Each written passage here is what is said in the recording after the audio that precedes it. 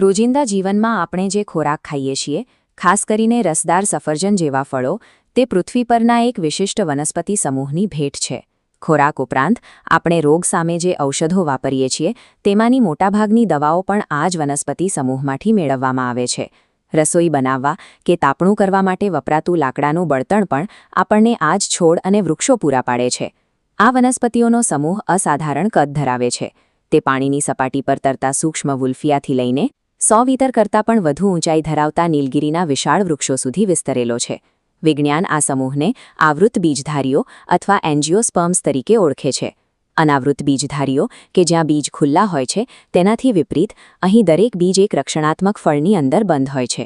પુષ્પની આંતરિક પ્રક્રિયા જ નક્કી કરે છે કે ક્યારે બીજ બનાવવું અને ક્યારે તેની આસપાસ સુરક્ષિત ફળનો વિકાસ કરવો. આ ચોકસાઈ પાછળ કુદરતની એક અજોડ પ્રણાલી કામ કરી રહી છે. આ ચાર્ટ આવૃત બીજધારીઓના 2 મુખ્ય વર્ગો દર્શાવે છે. ડાબી બાજુ દ્વિદળી છે, જેમાં 2 બીજપત્રો અને જાલાકાર શિરાવિન્યાસ હોય છે. જમણી બાજુ એક દળી છે, જેમાં એક જ બીજપત્ર અને સમાંતર શિરાવિન્યાસ જોવા મળે છે. બીજપત્ર એ બીજની અંદર રહેલા ગર્ભના પાંદડા જેવી રચના છે. દરેક પુષ્પમાં પ્રજનન માટે પુંકેસર નામનું નર અંગ હોય છે. તેના ટોચના ભાગે આવેલા પરાગાશયમાં પરાગરજ ઉત્પન્ન થાય છે, જે વનસ્પતિના વંશવેલાને આગળ ધપાવે છે. આ આકૃતિ સ્ત્રીકેસરના ભાગો સમજાવે છે: પરાગાસન, લાંબી પરાગવાહિની અને તળિયે બીજાશય. અંદર અંડકમાં ભ્રૂણપૂટ છે. અહીં અંડકોશ, સહાયક કોષો અને 2 ધ્રુવીય કોષકેન્દ્રો ફલનની રાહ જુએ છે. પુષ્પની આ શારીરિક રચના એક અત્યાધુનિક મશીનરી છે, જે પરાગનયનની શરૂઆત થતાં જ એક અત્યંત ચોક્કસ ક્રમમાં કાર્યરત થઈ જાય છે. પરાગનયન ત્યારે શરૂ થાય છે જ્યારે પવન કે કોઈ કીટક દ્વારા પરાગરજ સ્ત્રીકેસરના ચીકણા પરાગાસન પર આવીને સ્થિર થાય છે. પરાગનલિકા પરાગવાહિનીમાંથી પસાર થઈ 2 નરજન્યુઓને અંડક સુધી પહોંચાડે છે. ભ્રૂણપૂટમાં પ્રવેશી તે બંને નરજન્યુઓને મુક્ત કરે છે. પ્રથમ નરજન્યુ અંડકોશ સાથે જોડાઈને ફલિતાંડ બનાવે છે. બીજો નરજન્યુ મધ્યના 2 ધ્રુવીય કોષકેન્દ્રો સાથે જોડાઈ પ્રાથમિક ભ્રૂણપોષ કોષકેન્દ્ર યાની કે PEN બનાવે છે.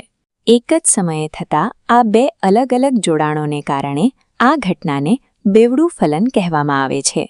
પૃથ્વી પરના તમામ સજીવોમાં આ પ્રક્રિયા માત્ર આવૃત બીજધારી વનસ્પતિઓમાં જ જોવા મળે છે.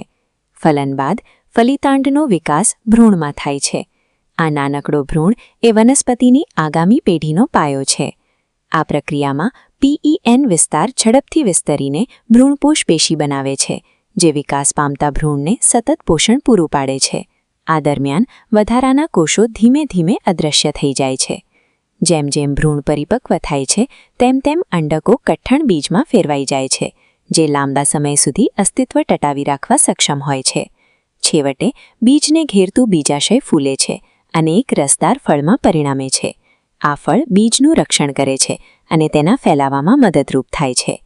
જ્યારે આપણે કોઈ ફળ ખાઈએ છીએ, ત્યારે આપણે લાખો વર્ષોની ઉત્ક્રાંતિ અને પુષ્પની અંદર ચાલતી બેવડા ફલનની તે અદૃશ્ય અને જટિલ ઘટનાના જીવંત પરિણામનો આનંદ માણીએ છીએ. આ જ એ રહસ્ય છે જે પૃથ્વી પર જીવનની નિરંતરતા જાળવી રાખે છે.